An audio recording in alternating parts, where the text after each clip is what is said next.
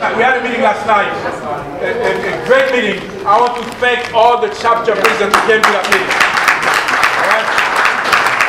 I mean, it was supposed to be a 2-hour meeting, but 2 hours and 20 minutes we were still talking. We had to decide to stop because it was a great exchange. You know, we heard about everything that's going on in 10 different chapters. And next week, next Thursday, we'll have another meeting. We have a second meeting with a group of 10 chapter presidents. So what we are doing is gathering all the issues that we are facing, that the members are facing, and deal with them, not tackle them head on. All right? Whether it's contract, whether it's disciplinaries, whether it's safety and health. I mean, a lot of places we have issues. So, and we had DC 37 there. We had the research and negotiation. And what we're going to do, we're going to take all those issues. As a matter of fact, I told Michelle today to write them on the board where we are, in the small office where we are. And I'm going to monitor them and track their progress every month. And I will hold people accountable.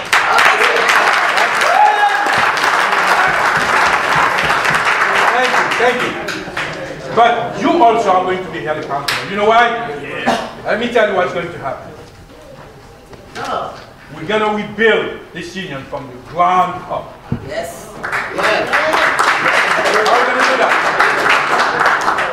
I heard so many times that we should increase the per capita in the chapters. Yes. That's good. As a matter of fact, I am going to propose that we increase it to $2 per person. Second. From $1.25 to $2. What we want to do, guys, we want the chapters to be more active. We want more participation of the membership in what we are doing as a union. The additional money, and it's going to be significant amount. If you figure a chapter with 600 members, if you give that chapter 75 cents additional, that's going to be what? $4.50 per month additional. Would you times that by 12, that's close to $6,000. But here's what we want. We want you to get your members more involved. You have to have an organizing committee in each chapter. All right? You have to organize your chapter. Get the chapter involved in everything. I want you to organize your chapter with the money we're going to give you in such a way that you bring 10% of your membership to the next level. What does that mean? If you have 100 members, we want you to bring 10 members. And you can do that. You can do that. If you have 200 members, bring at least 20. If you have 1,000 members like the transit, you are going to receive close to $9,000 additional from this union every year. Guess what? If you don't bring 100 members from your chapter to the Labor Day parade, next year you don't have that money. You don't have that anymore. All right? You got to work for it.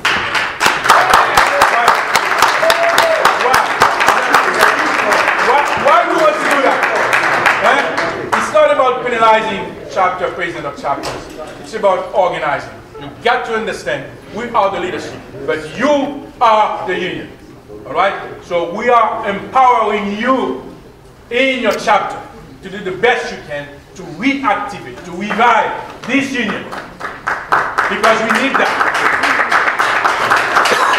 There's so many things happening in the chapter. Yesterday I was at that meeting and I was hearing so many things.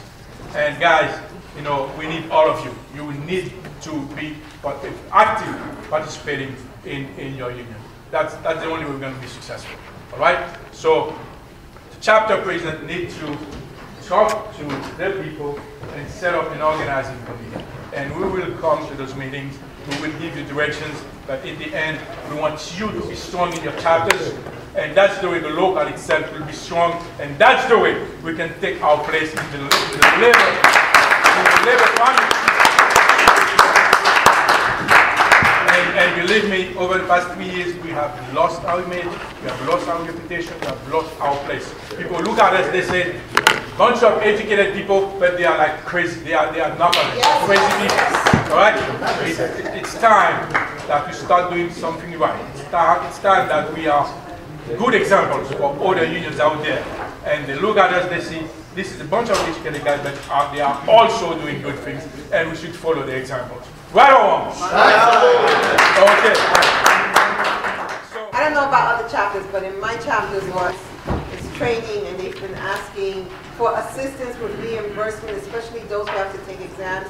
So I'm not going to sit here and promise you that I'm going to use the money to send birthday cards, because they don't care about that. What they want is training.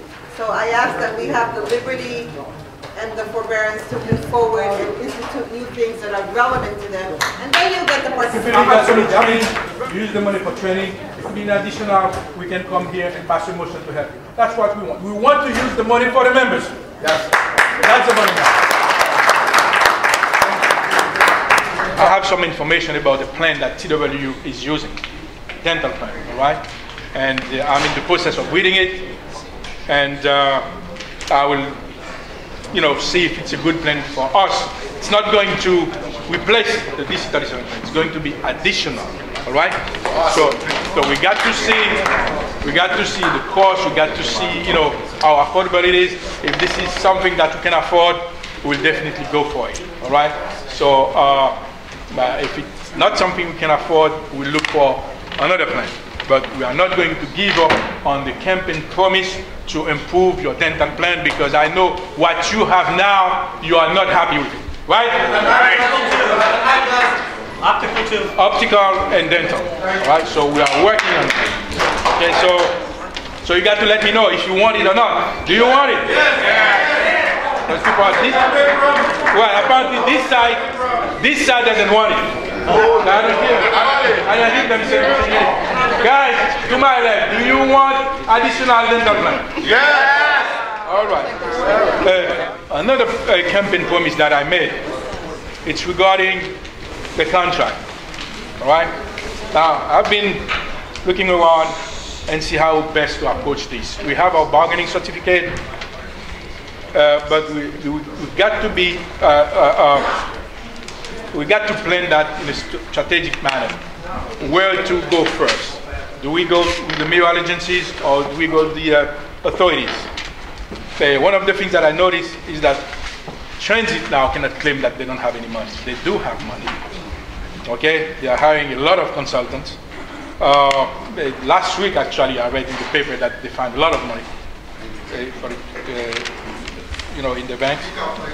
And the thing is, if we can get the contract from the transit first, it will be easier for us to expand it to the mayoral agencies.